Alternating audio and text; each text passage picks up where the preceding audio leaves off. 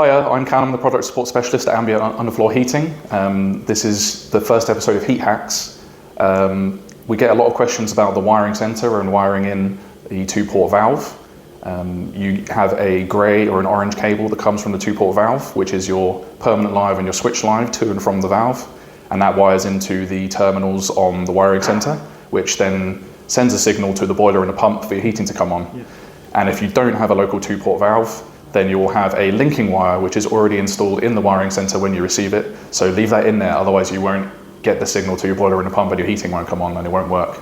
If you need any more technical advice or support, then do go to our website and get our details there, our email and our phone number, and then stay tuned for some more heat hacks.